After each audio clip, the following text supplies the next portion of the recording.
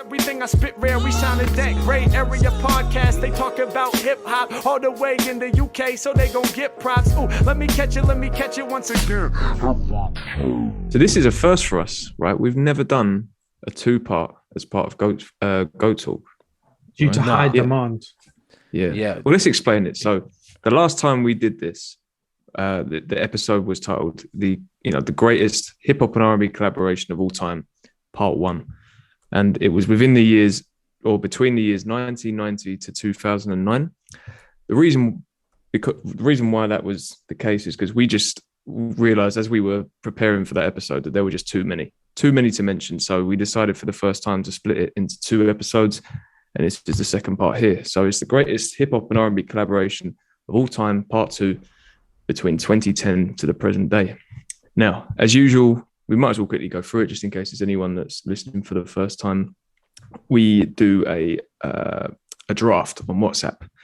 I'm slow today, man. Sam, you shouldn't have played Tame Impala for the podcast. I'm not going to lie, I was zoning out. Edit the fuck out of that.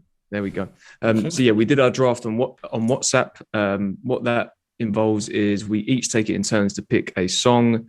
We pick 3 each, which brings us to 12, and then we cut 2 to get down to a top 10 for the episode. So it's best to get into those 2 that we got rid of. What one should we start with? Let's start with Loyalty, right? And I'll tell you why. Because I don't agree with that. Like, that's a big song. So just to clarify, Kendrick Lamar and Rihanna, Loyalty was the first one that was voted off. That's a big song from 2 big artists. Like, I don't know. I thought it should have stayed, but looking at the list, I see why it stayed, why it had to go. But I'm not happy about that.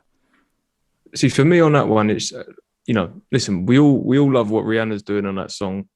There's a great chemistry between the 2 of them. I think we all like what they did with the beat and the flip of the 24 Karat Magic sample and all that. But I just think there's certainly, it's not one of Kendrick's strongest performances, I don't think. And yeah, I just think as a song, we're going to get into these other picks and it will make more sense. But there's not as much going on with this one. It's a bit more basic. As great as a song as it is, it's a pop song.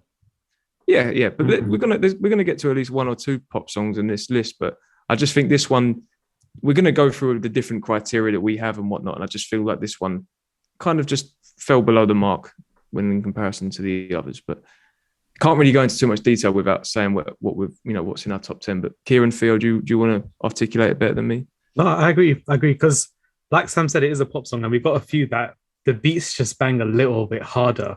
I don't know if it's from the producers, all their teams and stuff, but yeah.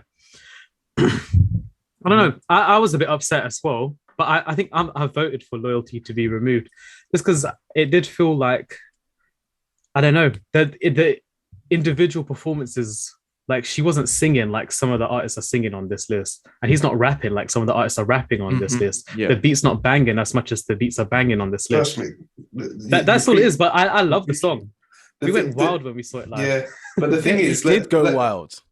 Yeah, no, he did go wild on that. But to get it straight, really, the list is strong. And it's not that Loyalty's a bad song. Loyalty's a top song. But when it came to this list and something had to be dropped, that's what fell short. Rihanna does her thing, but she didn't go overboard. She's had better performances. We just got to keep it real. Kendrick's had better performances. There's been better beats. It just falls short. And that's ultimately why it's missed the grade. That is painful. Clear from Theo. You know what? When I look at the list, I go, yeah, it has no place on this list. And if it does have a place, it's at the bottom. So, you know what I mean? Like, I had to let it go, but reluctantly let it go. So that was one of your picks. And then the other one was one of Theo's, which was Miguel and J. Cole, Come Through and Chill. Theo, do you want to say why you had it in your 3, like why it was one of your picks? I mean, I'm not happy that got dropped. That's all I'm going to say, because this Miguel is just singing, vocals are on point. Cole comes with a fire verse, and the beat. The beat's just a nice, chill beat. Like, you got that R&B and that hip hop fusion, and this is what we're all about. So I wasn't happy about this being dropped. Yeah. So Miguel was singing exactly. Miguel was always singing. Yeah, but but he was singing. This list is a crime to not include one Miguel track. That's all I want to say. That's Yeah, true. we are fucking up there. And Wale. Can we Yeah, we just fucked up. apologize to us? Spoiler alert: there's no Wale. We and this is fucked up terrible. on that. Lotus Flower Bomb Yeah, did we not messed up. make the cut. I was trying to make someone else pick it. I certainly wasn't going to pick it. But yeah, the fact there's no Miguel on here, yeah, is a disservice to all of us. Do you know what I'll say though? I'm gonna be honest though about this Hold one. I feel like Cole's a little bit too corny for me, for my liking, and I love Cole. God, Cole man. comes a bit corny on this one. You look like a song called Wet Dreams, and you're complaining about Cole sounding corny on the track. No. Folding clothes. Yeah, exactly. Come on now. I don't even This want is to a good quote Cole this. You know what I song. mean, the whole thing's corn. I love Oh no, Cole. the whole thing is not corn, man. You can't be saying that. So for me, It's got I've said it in the- LL Cool J, Hey Lover Energy. Oh, no, That's what I'm trying you to can't say. do it. No. Hey, lover energy. Oh, The way man's reciting lyrics from the WhatsApp. Kieran's chat, off the chair. Man's My reason was a bit more respectful. Mine was just that I said it in the WhatsApp group as well, but I'll repeat it. It's just that I really like this song as well, but I feel like we kind of finish in the same place as we start with it. There's not. Do you get what I mean? It kind of, and it is a nice vibe, but it's kind of just the same throughout. Do you want to hear the truth? Just the same throughout. I normally listen to the version without J. Cole on it because there is the original version doesn't have J. Cole on it, yeah. And that's the version I listen to, and that version slaps for me. Is it? Yeah, it's tighter, right? Can't with And this, I think this one, and there's nothing wrong with like looped beats and not every song has to be super progressive and whatnot, but I think because it is a bit of a longer track and there isn't much variation or like I'm talking in terms of like the narrative, the production, everything. It just, for me, it just drags a little bit in comparison to what we've got. Again, great record, like Loyalty, great record, but in comparison to what we've got, it just didn't quite add up to There's some things on this list that snuck on just because they have certain GOAT level rappers on them. I won't name any just yet, but you know, this list has definitely got a little bit of bias in it. Well, I think we're ready to get into it. It does. I mean, Edie wasn't happy. That's why she screamed out that come through and chill just went out. See, She could not come through or chill to that one. Can I ask a quick question before we reveal like our tens and we start ranking the list? But would you all say that? Do you prefer "Come Through and Chill" to "Lotus Flower Bomb"? Would you say "Come Through and Chill" is a better song? No, because do you know what it is, right? Lotus Flower Bomb is a great song, but I feel like it's dated for me. Yeah, like it's very get you. stuck in a time period. But Miguel is singing, and Wale raps a very, very good verse on there. I get what you mean. it would sound different if they made that today, I think. Yeah, I get that. Classic though. Okay. Should we do what we normally do and all just say what we've got as a 10? Does anyone want to go first? As number 10, sorry. It's mad for me, but like no one's agreeing with that. So what's the point? Wait, Sam, wait. I think I'm back in. I've got one more though. No. I've got one above. Wait. One below wait. Mad, sorry. Hang on. Why is Mad 10 for you, Sam? Because I look at the rest of the list and I go to myself, that's where that one goes. No, That's the simplest answer I can give you. That's where that one belongs. I hear what I'm saying. Like that for me, the vibe of it is on the lower end of this. It's like kind of like the lower half as well. So I have it in the bottom 5. Like I have it in there, but it's higher than 10. Yeah, it's probably at 7 for you or something. It's near there, but I won't say it just yet. It's near that area. You but picked it, Sean. So obviously you're going to be higher. It's number 1. What are you talking about? yeah, but look, I'll give a balanced view on it. I'll give a balanced view. So for me, like the strengths is Solange's vocals, the harmonies. I think her voice is incredible throughout that whole album. Yeah, beautiful.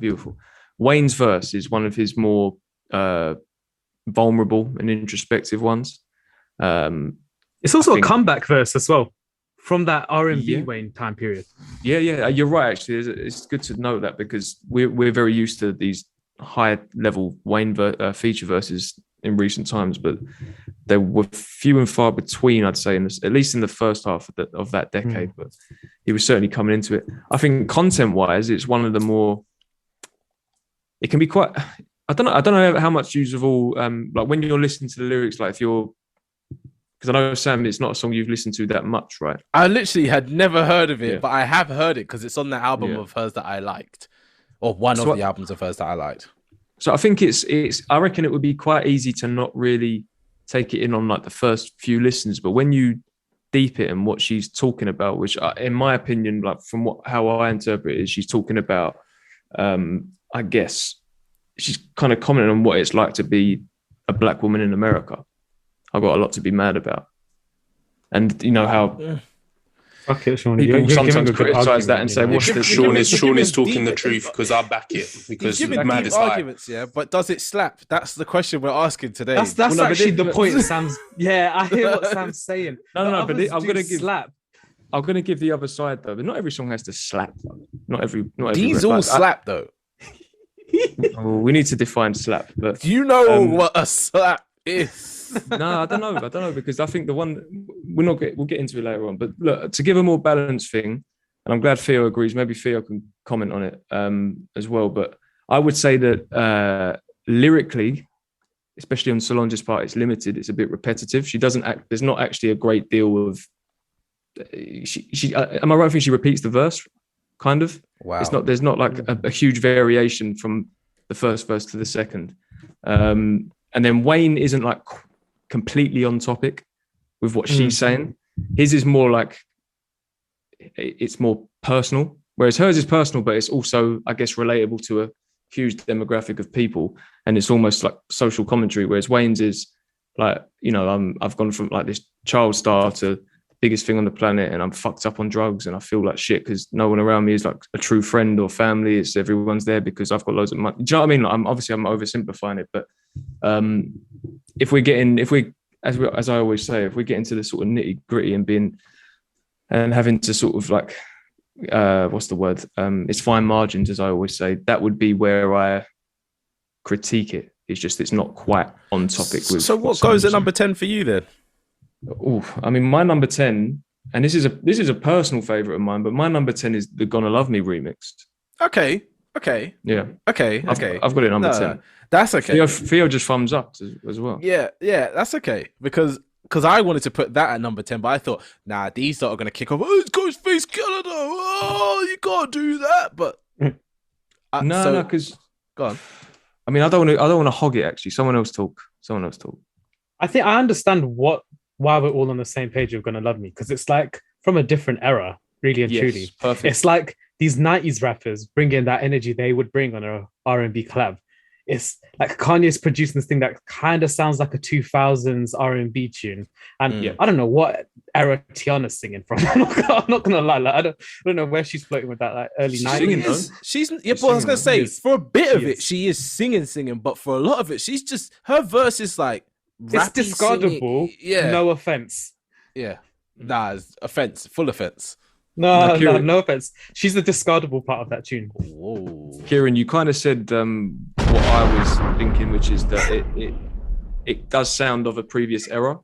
You know what I mean? It's I think a lot of what we've got on here is very much the sort of progression. It's progressive, isn't it? Yeah. Whereas this one could very easily fit, at least in the 2000s.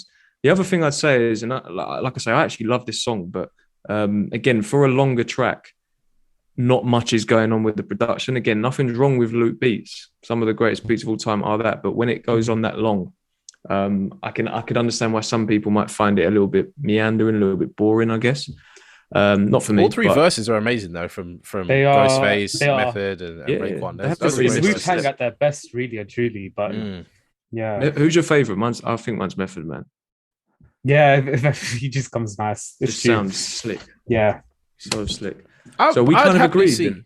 Yeah, I was gonna say I'd happily see "Gonna Love Me" going at 10, but that's only because I put "Mad" at number 10 because I thought, they're not gonna let me do that. Like I didn't know that this was possible. No, but Solange is actually singing, but like it's got to go above the harmonies. Yeah.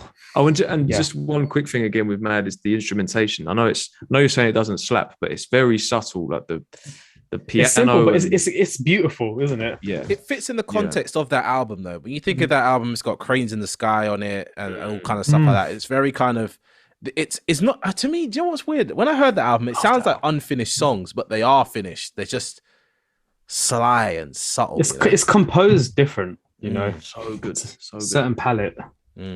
But she's a What good. about number 9? Well, mad. I'm gonna keep Look, saying it until it finally has to go down.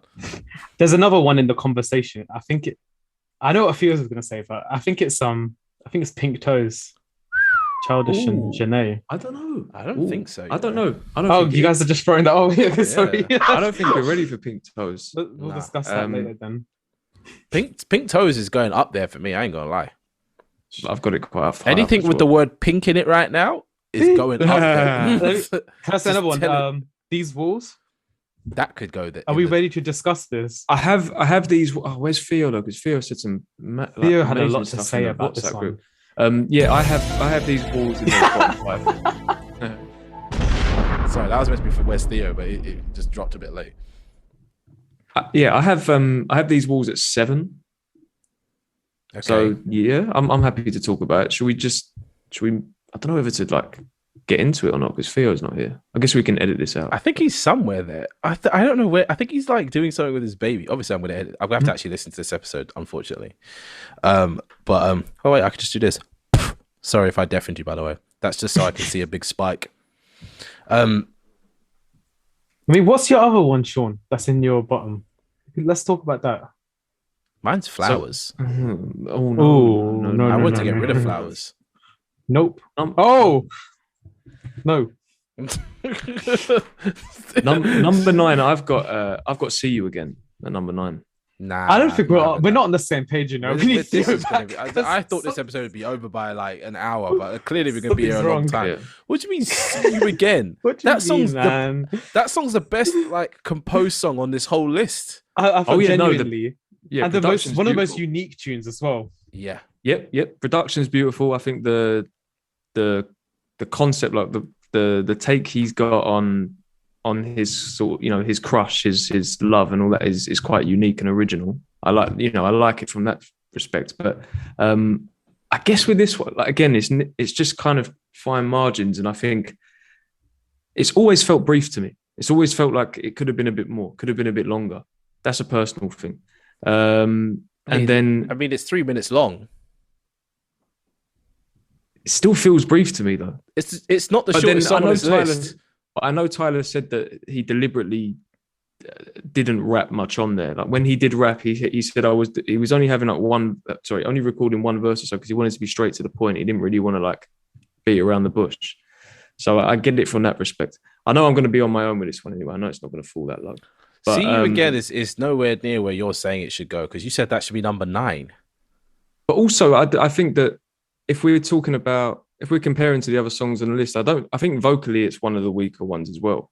Like I really like Caliucci, but her singing is not on the same level as quite a few other people on here.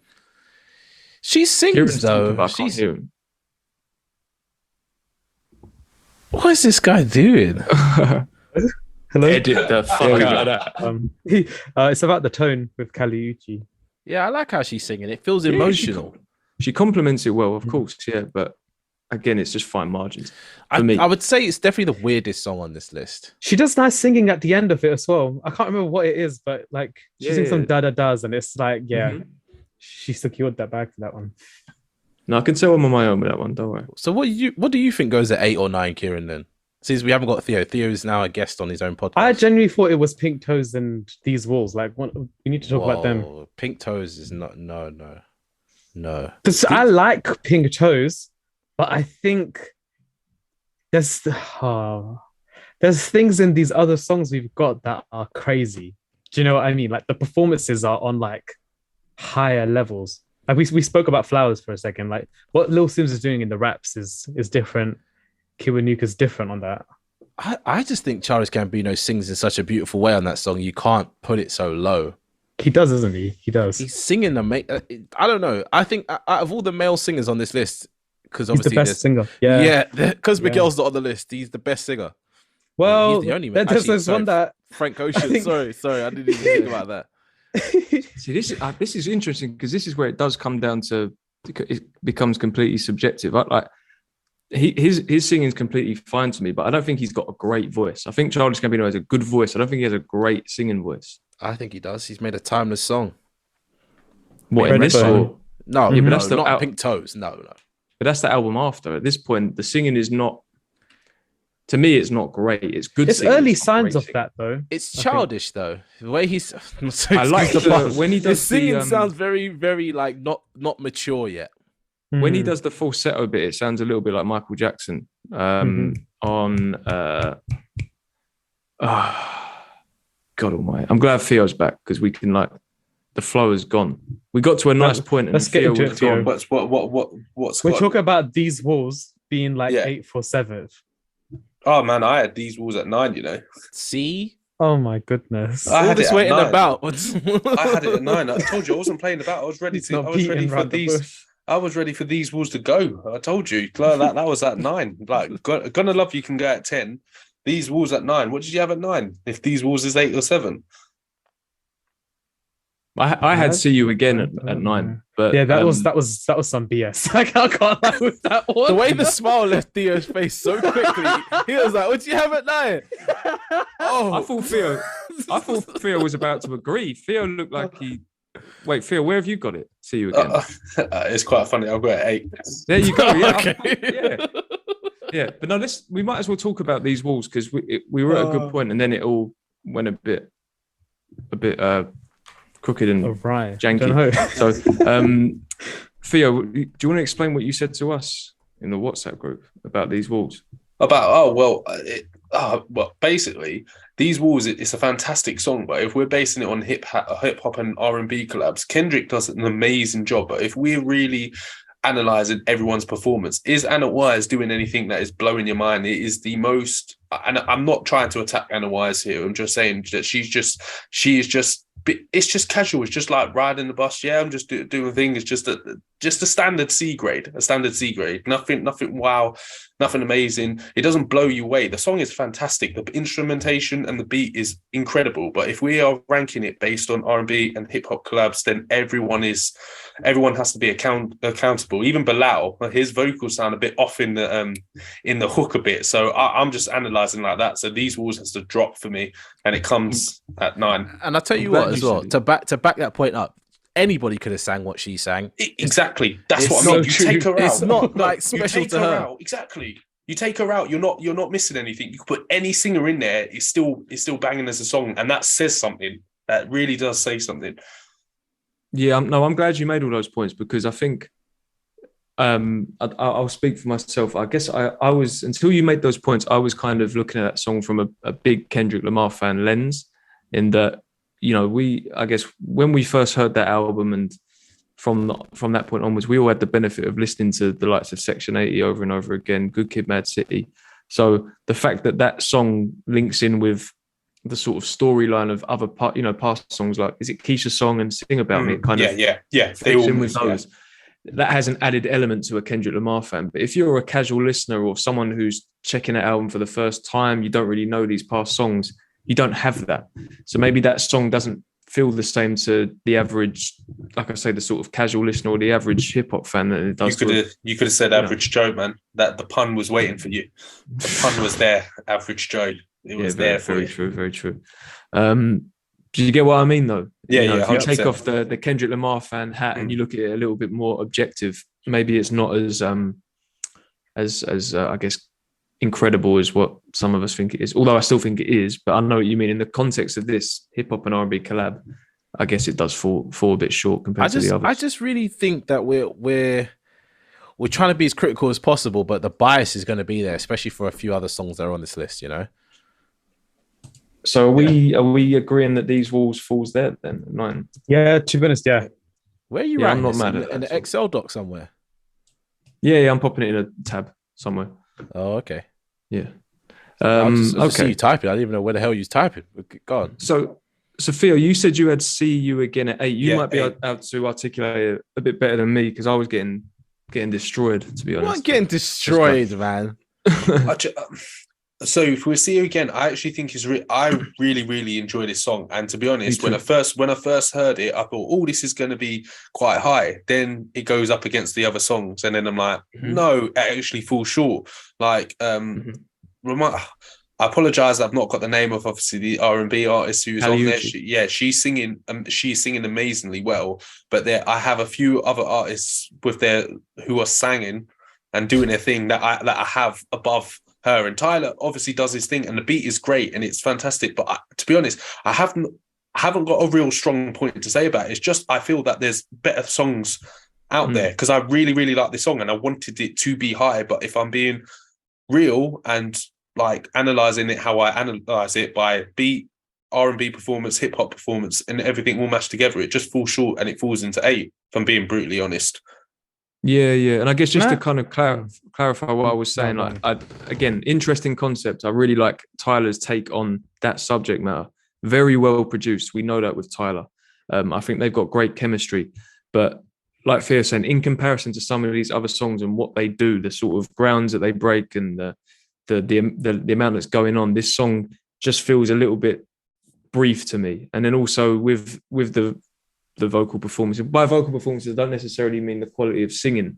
I just mean, like, I don't know. Like, I've heard Tyler rap better. I think he's got better verses throughout his career. I think there's, like, especially in the latter stage of his career, I know I shouldn't really be comparing to that, but it's just in comparison to what we've got on this list, it just doesn't have as much going for it as some of the ones we're going to mention later on. This was the beginning of singing Tyler, and it's the same argument with Childish Gambino. This is the beginning of them singing, you know? So I think we're judging. Funnily enough, we put 2 seasoned singers at 9 and 10, but we're actually bumping up 2 not so seasoned singers to higher places, if that makes sense. But didn't I'm sure that Childish Gambino was always singing even from his early days, like Camp and things like that. Yeah, he's Tyler been had singing, but he never got singing like this. And that's the thing as well. Let's be real. Tyler is not a good singer. He's not a good singer. But he's a singer that like when he sings, you feel like it's okay for you to sing along too.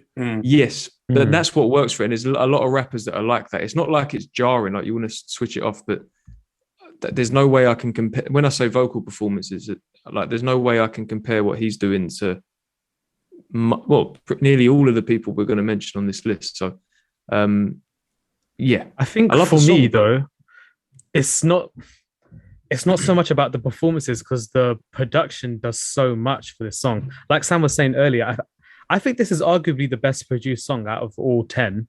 These Walls probably competes a little bit with that as well.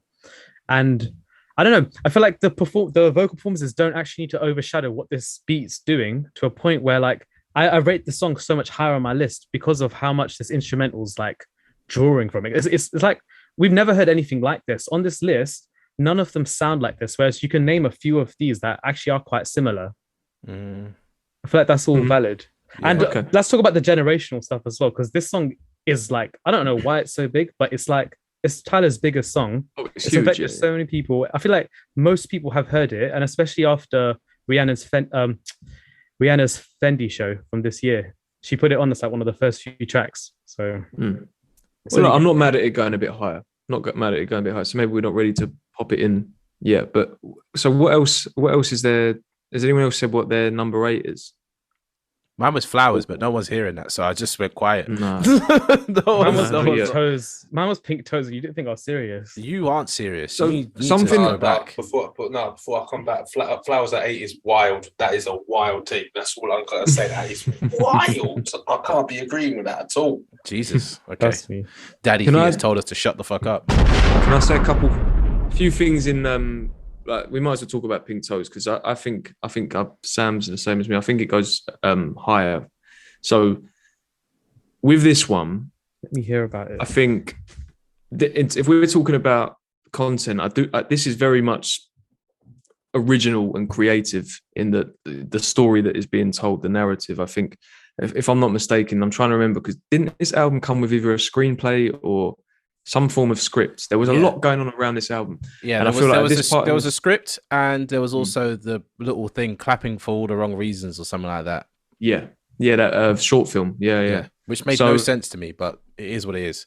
Yeah, there was a lot going on around that time with that album. But I think that, the sort of the narrative is unique, at least in relation to the songs you've got on here. The whole, like, he's at a point in this story where, for whatever reason, he's decided he wants to get in the drug game, but his girl is like, "You're not made for this." But I think she's kind of like, "I'm still going to ride with you." I don't know if I'm like misinterpreting it, but it's just different. It's different to the rest. The chemistry is on point. They've always had chemistry as well, Childish Gambino and Jhené Aiko. And then the production on this one is probably one of the more dense and interesting out of everything on here. It goes to different places throughout. It doesn't really stay the same. It's not repetitive. Janae Aiko's bit as well. I like the little semi switch up that's there just before she comes it's like in. I think she like modulates it with something that she does in her voice, and then she keeps riding that. Yeah, it's weird. It's weird. Yeah. Very, very weird. But I like it. And You've summed it up, Sean. But yeah, what are you saying, Sam? I'm just saying, I think we need to like appreciate that there's some really well produced songs in here. There's one song that's like I think the best produced song on here, but we'll get to that when we get to it because I think that's close to number one for me. But yeah, Childish Gambino does a great thing with this song, and that's why I don't think it should go up because we're arguing for number 8 right now, aren't we? Yeah. I don't think it goes there. But you and Kieran had Mad at 10, so surely you'd want Mad at 8, no? But I'm just willing to. Some things you gotta let go, especially because we've done this a few times. Fight every fight. Yeah, you gotta just let some things go.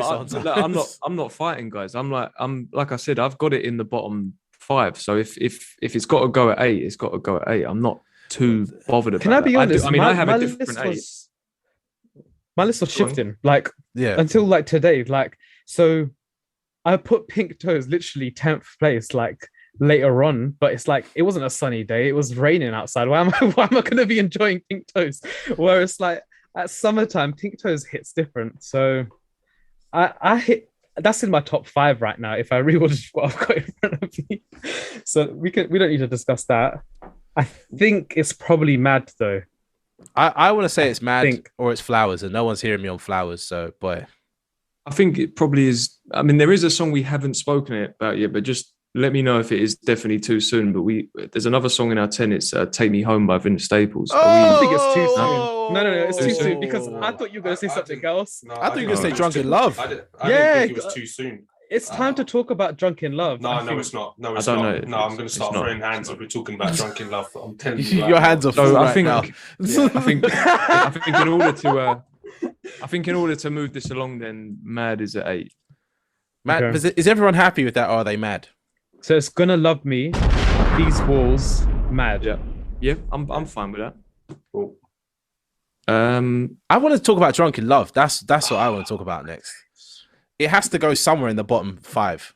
To be honest with you, no, it shouldn't do because I have it in my top 5. But you know what? Lately, I've been thinking. I mean, I had Drunken Love high, but I had it high purely because of Beyonce's performance. Mm-hmm. Exactly. I think we need to talk about Jay-Z's performance that pulls it down. That's the problem. But Jay-Z does some cool stuff with it. He does. But he does that strong on enough, is it? It's not. Jay strong does that enough, on everything. He's good on everything because he's the GOAT. But like, let's think about contemporary times when we first heard this. We were like, "This is lazy from Jay-Z." It was. You know what I mean? It was weak.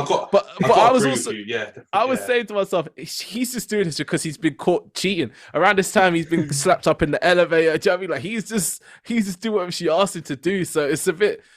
I think the verse is tainted by the time that what happened. Like, because for me, I was like, Jay-Z, you're out here twerking for dollars. You know what I mean? You're not you're not rapping. The problem with putting this one lower though is Beyonce's arguably singing the best out of everyone on this list. Like she really kills this song. She's rapping as well, and she's got the swag as well. She's doing everything. Her performance. And this was the beginning of the change.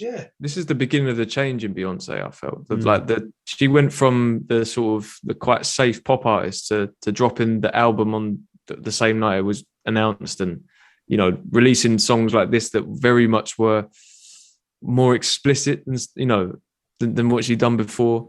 This is definitely the first. She's been on the run. She swears a lot, but in this, she was saying some stuff that I deemed to be very wild at the time. Exactly. Beyonce talk explicitly about sex. I know it's not. I know we're not talking about the album, but the album kind of, in a mainstream sense, changed the game. And I know that we certainly don't see numbers as the priority, but this song is a monster. This was a monster. Yeah, it really is. Played everywhere. It's a club tune. It's a radio tune. Yeah, it's for everything. I think it's top 5 personally, but I think so too because the way the beat builds it never gets old. When the beat drops on the chorus, it's like whoa. For me, the beat's a bit dated though. Like the beat's doing all that a tiny bit. It's a tiny bit, Sam, but like it is well produced. Like it's very well produced. Some of the top producers in the world made this. So okay, if we're not putting that there, I'm definitely not putting Take Me Home there. We've got to start discussing some of the more difficult. We're in that crunch period now where it's like things need to start settling where they settle. I think we could talk about Flowers. I think we could talk about Flowers now. I really do. Oh, I don't agree with this. I think these two have got it at number one. You know, I really feel the way they're number moving, one. the way they're moving, It's it's not like they're number collabed on the list. Like it's a 2-man list now. It's not number one. It's not number one. But It's it's number- not. well, it's number not 7 bottom then, isn't 5. it? It's not bottom it's 5. not, man. Who said that?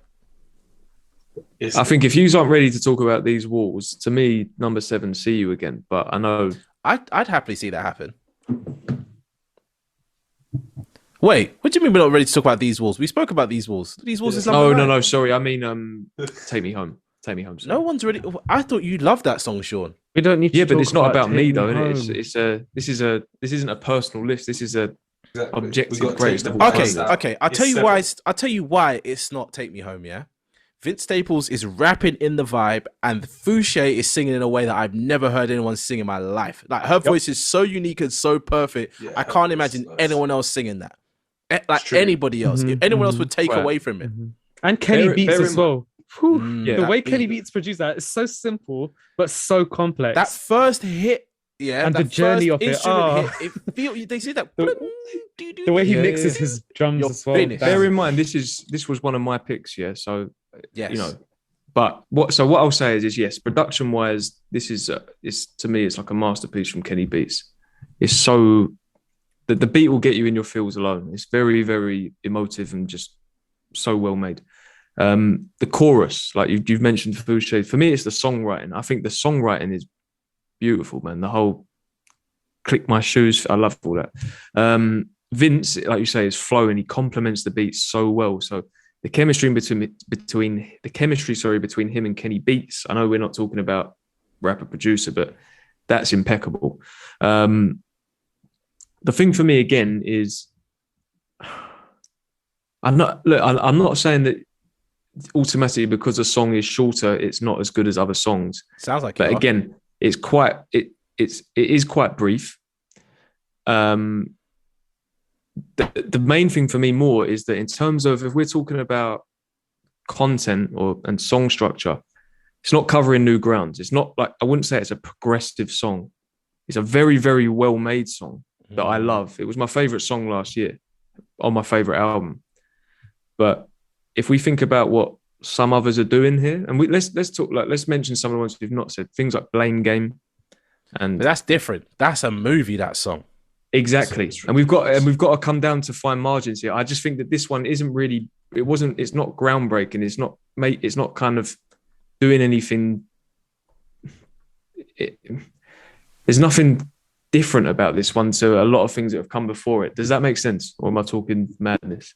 No, you're speaking the truth, right? And if I'm interpreting what you're saying correctly, out of all the okay songs on here, because that's what we're saying, is in everything taken into account, this is the best of the okay songs. But it's not an okay song. No, but in this list that we're making, Yeah.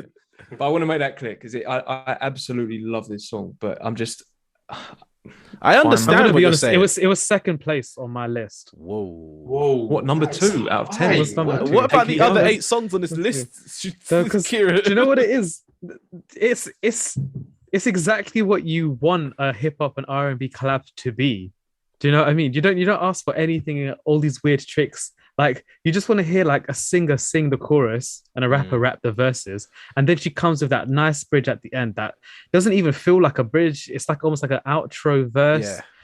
Yeah. It's like it's perfection in what it's trying to do, and it's short and sweet enough to be interesting in this day and age. I think for me as well, one thing that I liked about that song was when I was listening to it for the first time, yeah, I remember because I was driving to jury service, which is just a whole different story to talk about. But I was listening to it, right? And then it was like, oh, yeah, that end bit comes on and Lil Fade just comes. I was like, oh, okay. Do you know what I mean? Like that moment's gone. But yeah, judging by what you're saying, Sean, Sean makes very convincing arguments. That's He the really problem. does. It's It's so based on difficult fact. to argue. But if we're putting Take Me Home there, yeah, then I want to talk about Flowers next.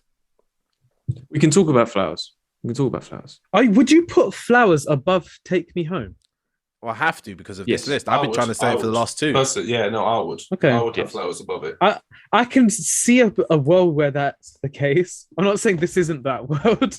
But I Like can Kieran, see it. like I get what you mean about sometimes you just want like this. Take Me Home is simple in the best way possible, in that it gives you the kind of It doesn't the drag. tropes that Do you you know like what I from a mean? hip hop and R&B collab. But we're now what we got sort of 3 decades of that. Or at this point, it's 2021 when this comes out. So if we're talking content and we're now talking about Flowers, this is another one that is super original. Like I'm trying to think of some another artist that has in recent times has spoken about themes of morality, specifically the sort of struggles of artists. Obviously, there's the sort of nod to the 27 Club, and really sort of, you hear that term, you hear it in cinema where a director will like create their love letter to said period or to said influencer. This is like a love letter to her influences, to her fellow artists. It's like it's paying homage to the greats that came before her and her contemporaries. And for me, that already elevates it to a certain place. I think instrumentally it's beautiful. I think the composition on here is one of the stronger ones. Inflow. I think. Sorry. Inflow. Yeah, shout out Inflow. And then the chemistry. I think that and specifically with Michael Kiwanuka is he's complementing Sims and that beat so well, because we know what he can do with his voice, and it's just enough. But hear it's me just out. enough. The argument we've been making here is that some artists have better songs where they've developed further than this. And for me, having seen Sims live last year, I feel like this song's actually like she's already realized this, so it's not her best R&B-ish work. I'm with you on that, and Kieran made some good points in the group about Woman. when you brought up Woman. So I'm with you on that, in that I think that there is an argument to be made that a track like Woman is a greater example of her collaborating with an R&B artist. Mm-hmm. I also think that we've heard Sims rap better than this. I think her, like, as in her the technical skill that she shows here is elevated, especially on the following album, and even on some tracks on Grey Area as well. But like I say, lyrically and like the content for me is just wow. It's just, like it's a incredible. great track, but I think we're giving too much shine here to Michael Kiwanuka, who doesn't actually do that much on the song. He has a nice voice, and he does do nice backing vocals in the verses. But I'm saying we're talking about the singer's got at least above 40% of the song singing. Do you know what I mean? There's not a lot of that going on. This is a rap song. Mm-hmm. Do you know what I mean? She dominates ad-libbing throughout, though. Yeah. But are we It's counting subtle. ad-libs, though? But that's Of course the thing we are. that We makes it are. We different. are. That's the difference. Is like they're actually, when we talk about chemistry, it's not like she raps, he sings. She raps, he sings. He maybe does a bridge or something like that, and then she raps and he sings. It's like they are doing it together in this. You know what? A criticism of unique. it, though, I find it interesting how he appears, like arrangement-wise, with the backing vocals and stuff. But I actually wish there was a little bit more. Like sometimes I feel like he just disappears from the verse. This is I don't what know I'm if saying. you ever got that in the listen. He's not and it's really like, there. oh, finally he comes back on the chorus, and it I think it's the final verse. The start is so sick how he's like backing like her in every line, and it's like I don't expect him to do that throughout the whole verse, but he kind of just disappears after 4 bars. I just realized I said something wrong as well. Sorry, I know it's a bit jarring, but I said the song was about morality. I didn't mean that. I meant mortality. I don't know. I what was thinking you mortality. Yeah. I just let him go with Yeah. what he was saying, because he's more educated than It all was of us sounding hella combined. intelligent. Yeah. Just big words. It just hit me. That's so strange that I was thinking to myself, like, what? Why did I say morality? I meant mortality. Mr. Morale. Jesus. Boom, Look, boom, boom, boom. You ugly as fuck. I'm happy for it to be somewhere between. I mean, I want it top 5, but somewhere between like 6 and 4. Look. Okay, I think Sean, you highlighted the main issue of the song, which is, and I think Inflow's being a master on this track, but I don't think the other 2 parties are, like Little Sims and Michael Kiwanuka. I think like they've done so much more masterful executions of like what they can do, and there's other songs on this list that are actually like masterful executions. Like, I think Take Me Home, for example, is masterful what they're doing. Yeah. But we're trying to say Fowls is above it. I'd happily see either of them go at 6 and 7, but the problem is for me Take Me Home is like a top tier. Like it gives you a feeling. It doesn't impress you. It gives you a feeling. It's hard to deny a feeling. Anybody who listens to that song feels it. I'm still trying to say Flowers Yeah, below no, Take Me Home, but I need to hear other people say it. Hang on. So are we then saying Flowers is below See You Again as well? No, that can't happen. I forgot about that. Yeah. I'll see You Again go at 7 or 8. 7 or 6. I heard your arguments. Your arguments for See You Again all made sense, you know. Oh, but you know what? Where's Pink Toes gone? No way. Because no way. Not ready No way, yet, don't worry. it's not discussed. All good. Okay, All interesting. Because And I do want to. Yeah, okay. And I do want to clarify as well that I'm very much clutching at straws when I'm talking about songs being brief. I don't like saying it. I'm just trying to find reasons to like. But I think my reasons are valid. Like I'm talking about the songs that feel a certain way, not that are, you know what I mean? I don't know how to describe it. That, and for me, Flowers just doesn't feel what we're trying to do. You don't with feel this it list. as much as you feel Take Me Home and a lot of the other tunes as well. Yeah, I like the So vibe what, it's are we trying to give saying- me. Maybe I just haven't been in that mood before. You know, like sometimes you just haven't been in the mood for That's a song. true as well. Yeah. Maybe I have to listen to it in a different mood. But for now, Mhm. 6 or 7, or sorry, See You Again. I think we snuck in at number 7. But you know, Maybe it's my like kind of. I used to have a bit of a.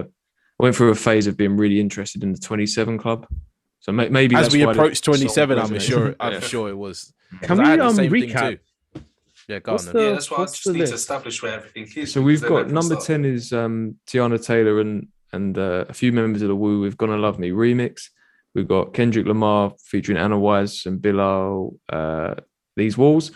We've got Solange and Lil Wayne with Mad at number 8. And then we're trying to establish 7. Personally, I think See You Again and then Flowers. But Yeah, I like that. I'd happily see that happen. Mhm. okay. Yeah, So number that makes 7, we've sense. got Tyler and Caliucci with See You Again. And number 6, we've got Lil Sims and Michael Kiwanuka with Flowers. Which then naturally just puts Take Me Home at number 5. Yeah, I'll accept Take Me Home Yeah. there because the other tunes I could put above. Okay. Take Me Home. Now we get into the difficult territory, right? I think it's Pink Toes next. I think it's Pink Yeah, Toes I next. think so too. Yeah, I don't I mind agree. Pink Toes Because the I next think 3 Toes for me well. are clearly top 3, yeah. But what I'll say about Pink Toes is, you know, I made the point about, I don't know if you were here, Theo. Basically, I said that I thought it was one of the more original and creative songs, like in terms of the narrative. But at the same time, similarly to what we were kind of saying with These Walls and having the Kendrick Lamar fan lens and knowing what he's talking about and it kind of elevating the song. If you're not really up on this album or you kind of listen to this song individually, you don't have that added thing of knowing, oh, it's part of this story and the screenplay and this and that. And maybe Hold it on, takes Sean, the because element of I it out. don't know. I don't think you need to because I don't know that context. But I love Pink Toes a lot. You don't need it. I'm just saying, like, it's again. I annoy myself with where I keep saying this. It's just like it's fine margins. I feel like some people might listen to this song and think it's just your typical hip hop and R&B track, and they don't really know like Okay. what is going on. Do you get what I mean? And also, like I said it before, I think on this, I'll talk about this song individually. I think that they're both, the chemistry's there and they're both singing well. But I don't think, like specifically Childish Gambino, I don't think he's a great singer on it. I think he's a good singer. I think he does some really nice things. I don't think It's he's a good great performance, singer. though. It's a good It is. performance. It's a and- good and performance. letting it go next is fine, but then I'm telling you, like, in no uncertain words, I'm not going to stutter or nothing or mumble or anything. Drunk in Love is number 3 then. Yeah.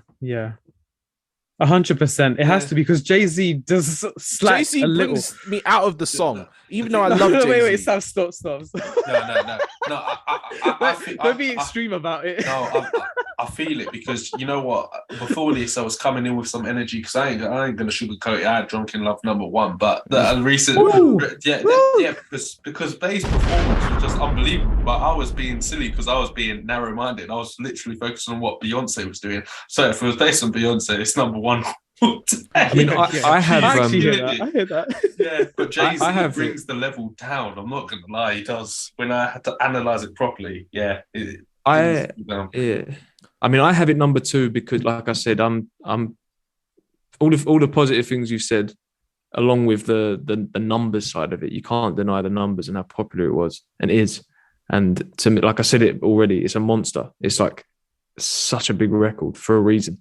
But I'm not mad if it falls at number 3 because I think we have the top 3 that's supposed to be there. So, but I tell you what, for a song, that song had the most quotables of any song we've listed in this list. Oh, for sure. Yeah. Surfboard, I'm drinking watermelon. Yeah, People still say these type of All things. of it. Whenever I see a word, I'm like, watermelon. Like it's in your it's head. pop culture. Yeah. It's pop culture. Like it goes. We spoke about in the last episode about certain songs transcending genre and things like that. There's people that aren't really invested in this culture and this music that love this song, know these quotes, like you say. It's gigantic. That's the thing. Like, there's a lot of singers and rappers collaborating in this decade that actually are more just like pop, like Scissors, All of the Stars with Kendrick, right? I wouldn't put that on this list, but I wouldn't put it on this list because it feels so much more pop than like R&B to me. But like this song, do you know I feel Kendrick like this is... originally sang that song? Oh wow, Kendrick that's sang so that cool. song, and his version sounds depressing. Oh, no.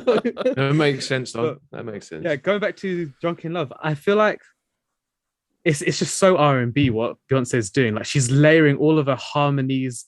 It's just beautiful. It's like what the best soul singers could have done back in the day. It's beautiful. It's a tone and her delivery with with what she's doing. It's just incredible, man. It's just her performance is just unbelievable. Absolutely. And I still remember this. I still remember this song dropping, the video, the album. The video it was a big deal, man. Iconic, man. Big deal. My God, when that came out. And there's someone who, like, everyone knew who Beyonce was. Everyone had Beyonce songs that they liked, but I was never I didn't really, her albums weren't for me. They were decent records. I didn't really ever go back to them or anything like that. This is the first time where I was like, oh, I'm this is a real quality body of work here now. And she's been on a run ever since. So this was like a turning point in her career. Yeah. And her bridge, the bridge of her song is fire. She just comes back in with that new piece, and it's like, oh, this is the end of the song though. Crazy. But we should probably talk about. Let's talk about Blame Game as well, though. Let's talk about Blame Game because that's another one of the 3 that we've got. I actually had it as All of the Lights originally when we were drafting, but as the list started forming, I was like, actually, I feel like Blame Game is more of the vibe of what we're going for. Like, All of Lights is pop. I know Rihanna is like flexing R&B at times, but no. I want to say as well, out of all the songs we've got in here, are like love songs, and Blame Game is not a love song. Yeah, it's anti. It's so bad. Like what Cardi's talking about on this song. It's a breakup song. It's but really I think harsh. That's genius though, because I think often when you think of hip hop and R&B collabs, it's about like the love between like the male rapper and the female singer kind of thing. Yeah. But like the dynamic here is like, I guess like 2 guys that maybe have been like, sorry, you threw me off. I saw Kanye West looking at me. What? Well, like the Kendrick video. I don't know what just happened. Yeah, it was crazy. What was I saying? But yeah, these 2 guys experience. 2 guys experience, yeah, of like maybe like this way, like these women have done them wrong in a similar kind of way, and it never actually comes off as misogynistic, which is what I love about it. Like 12 years later. Wait, listen, Sean doesn't like Kanye. Let's just put that out there. Is it Chris Rock? It's Chris Rock at the end. Until we get to Chris Rock's bit, Chris Rock's bit is like, it is actually skippable, but it is funny. But no, it's not skippable though, because if we want to talk about iconic, this bit is iconic. Like Yeezy taught me back then you could not. It's so iconic. But I can't. The reason is I can't listen to that like every single time I listen to the cringe. song. It is a bit cringe, and it does drag on a bit long. It does. Yeah. It was funny though. First time, it did land for me when I first heard it. But it makes the song overly long. It's like a good 2-3 minutes of the song is all this Yeezy taught me stuff. But I think that's an element. Like none of these songs have like a skit in it. And like this is the kind of skit I love, where it's like got the beat in the background and stuff, and it's like it's still vibing with the song. It's not taking you out completely. Yeah. And it's got a bit of comedy in it as well. It just adds to it, doesn't it? So before I say what I was going to say, like Sam just said something. Yeah, I've been pretty clear how I feel about Kanye West now, but at the same time, I'm not going to take away what he's done in the musical sense. you know, his contributions. So yeah, I'm not going to let that cloud my judgment. This is a Kanye West stand you know. podcast, so if you don't like Moving that, on, Sean. yeah, if you don't like that, that's your problem. No, as I said, he has very much hurt people that care a lot about that mean a lot to me. So I don't really want to talk about him in that sense. But anyway, blame game. Wait, no. No, because we'll get heated. Yeah, it gets stupid. Yeah, Why did you allow it on the list? That's what I'm saying. Are you just putting that to the side and be like, it was before he was moving crazy? No, like as I just said, I'm not someone that I'm not going to take away the fact that he contributed a hell of a lot to this thing that we talk about every couple of weeks. Like, you know, it's a bigger conversation. It's a more complex conversation. You've all heard my reasons. Yeah, we might as well just talk about the song. It's all good. If fair enough. If I was to talk about it from like a, you know, like you often, again, I'm going to talk about cinema again. You know, when you hear about films being epics, this is how I view this song. This song is an epic. Like it's I mean, it's cinematic in every sense of the word. I think, again, like you say, content-wise, it's very different to what you would normally get from a hip-hop and R&B collaboration. It's a breakup song. It's a toxic one at that, and it's almost like a precursor to it. You can kind of fit it in that same category as "We Cried Together" or something like that, just not as aggressive and extreme. John Legend shocked me in the first line of his verse, where he's like, "I call you bitch for sure." I was like, "Oh, yeah, it's crazy." I know, I was like, mad, "Okay, we're isn't it? in." And I would say that no, it is a bit misogynistic, you know. But I'm not gonna. Yeah, I take that back. You know. Yeah, I don't know. And to I mean, there's more that we can say about the song. I think the composition is incredible as well. The cello and the you know it's a masterful production, as you expect from Kanye. What I would say is, because it's, by the looks of things, it's not going to finish at number one. Like I said, I had it at 3. The reason why is, and I know this is a bit, I'm just going to say it. So what would have enhanced this song, if it is possible to enhance this song, is having that female perspective. Is having that other side of it. That's the perspective, though.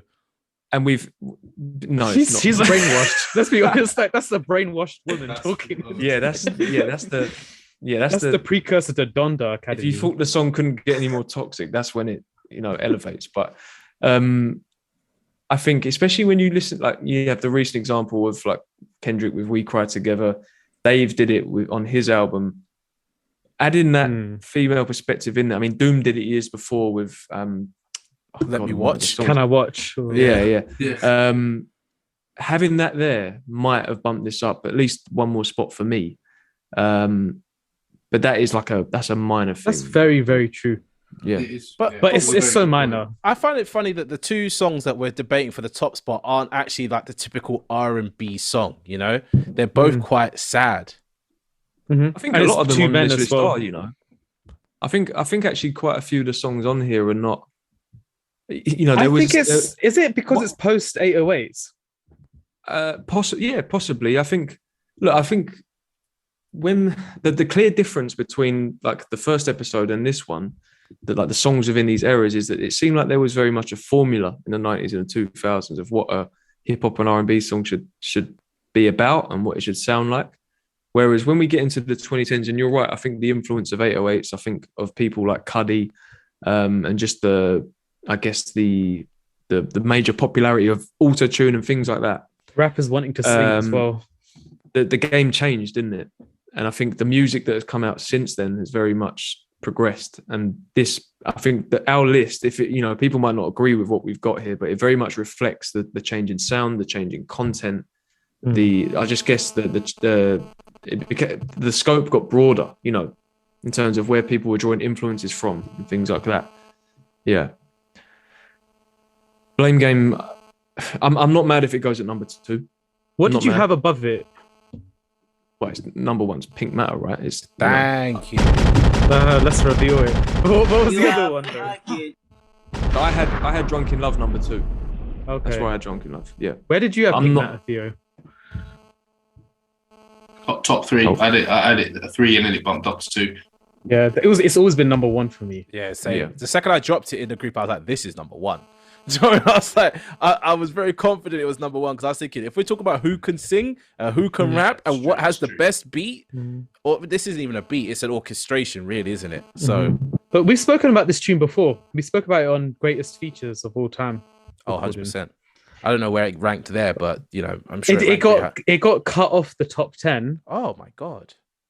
But we had another Andre feature on that episode. Oh yeah, but we won't say that. We were gassed. Listen if you want to know. But yeah, we were gassed. Go listen to the episode if you want to know what Andre feature we chose. But for me, as someone who picked this song, I'll tell you why I picked it. It is a fucking masterpiece. And I remember hearing this song for the first time. I'm always driving when I'm listening to the music for some reason.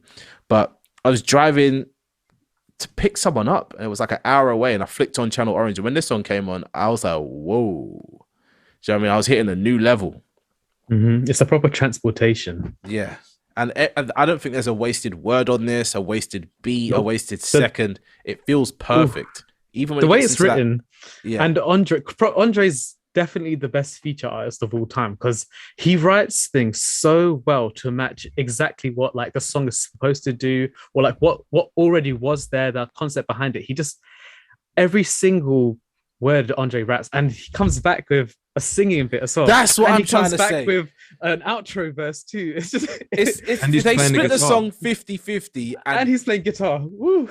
That bit where Andre comes back where he's singing, yeah, and then he just says that next bit, and he's just like the song ends. Do you know what I mean? It's just like there's nothing wasted here. It's just I couldn't cut a second of it if I tried. Singing the second verse when Frank hits those notes, it always gets me. He's singing like crazy. He's singing. I'm glad you made that point about being on topic though, because often rappers don't do that, and I do think there is a fine art to being able to really stay that far on topic. Do you know what it is? I'm going to talk a little bit more general about Frank Ocean, and it's certainly more applicable with Blonde. But I think with this song too is that Frank Ocean has this way of singing in quite a cryptic or very cryptic way at times, very autobiographical to the point where you don't really know. Was playing on my phone. I don't know if you know the start of that song. Damn. Fucked up my like profound Frank Ocean comment. Sorry. I'm no joking. It's all good.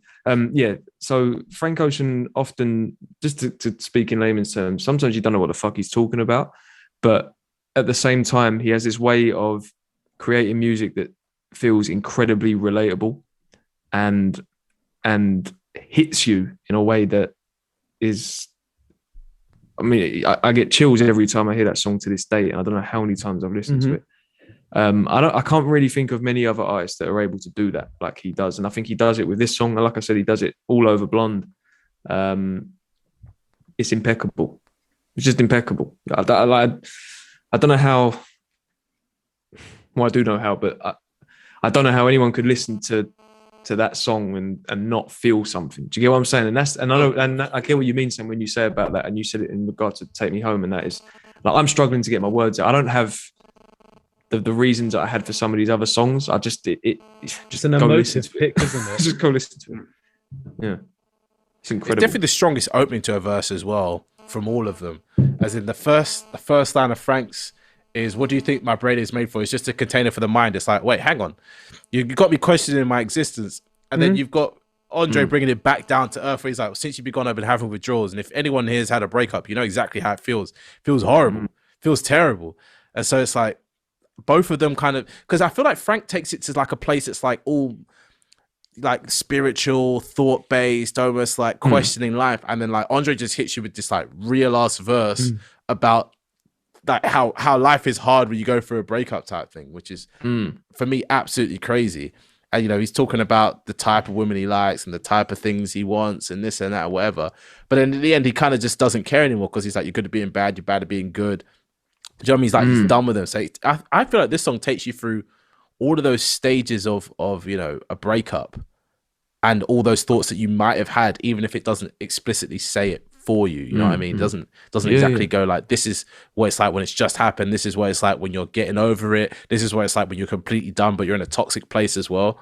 It's just, I don't know. I've yet to hear anything that's affected me like this in my life. Really? Nah.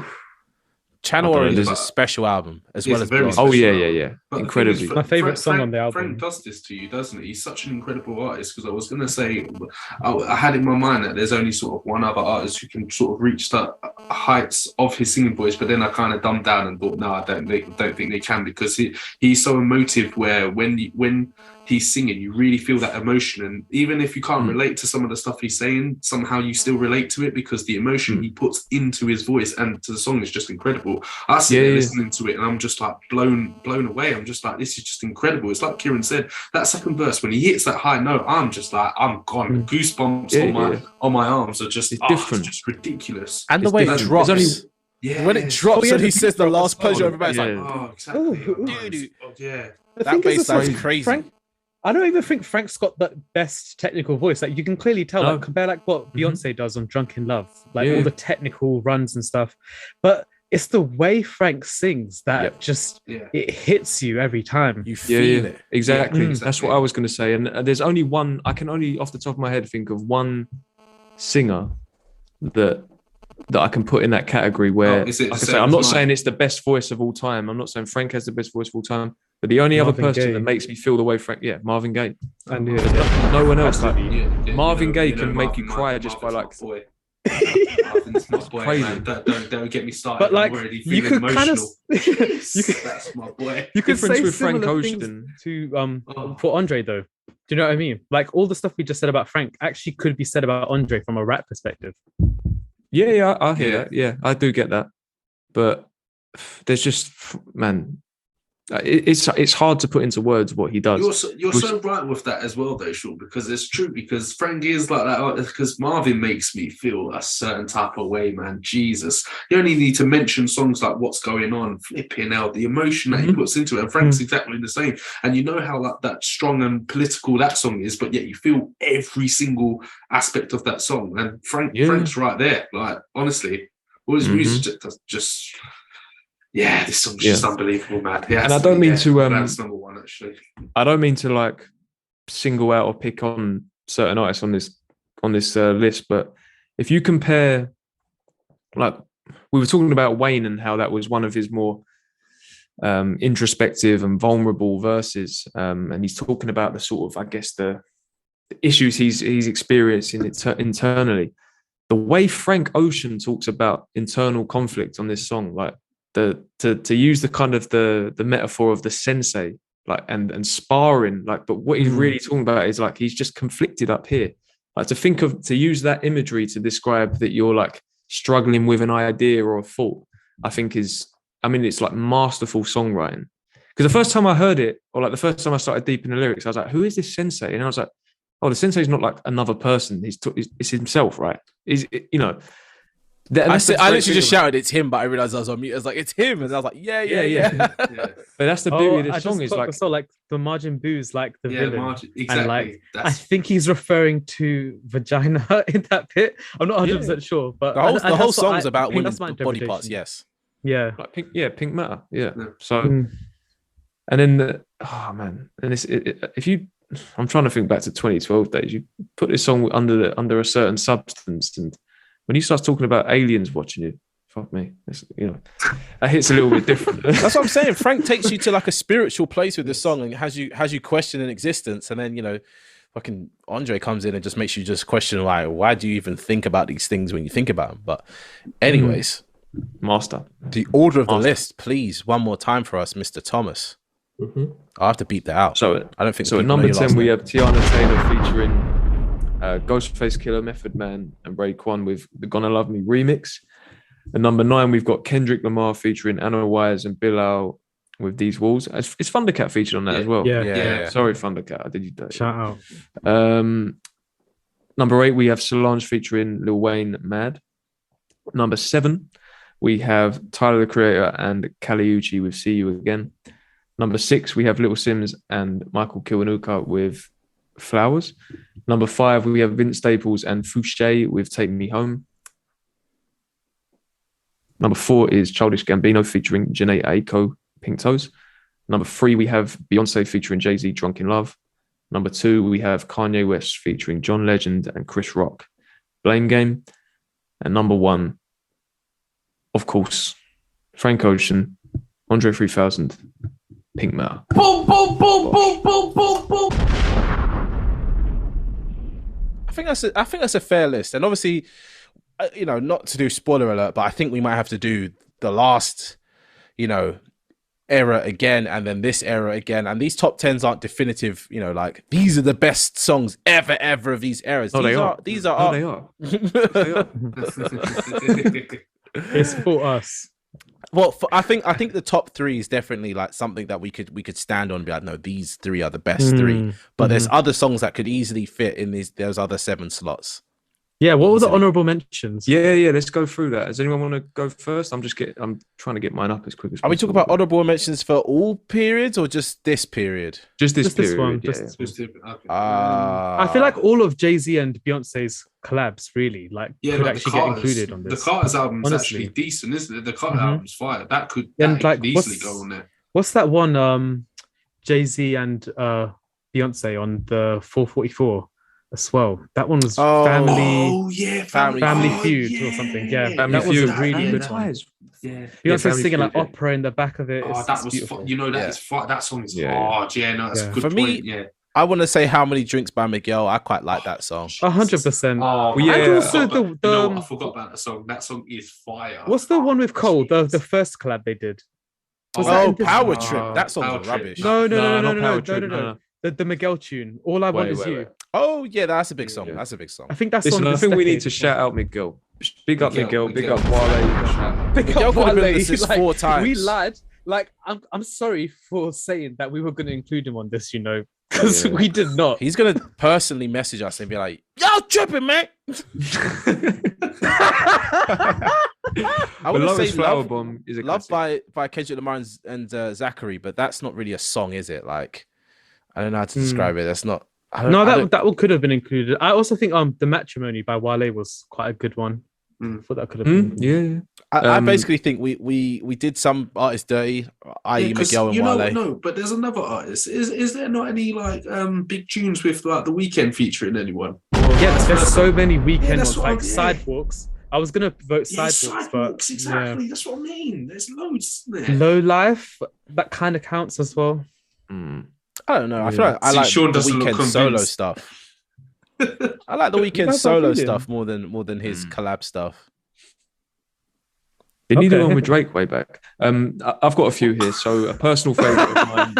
Crew Love could have got. No, I don't think he's not talking that about one, Crew not Love. I that think one. he's talking about the Zone or something.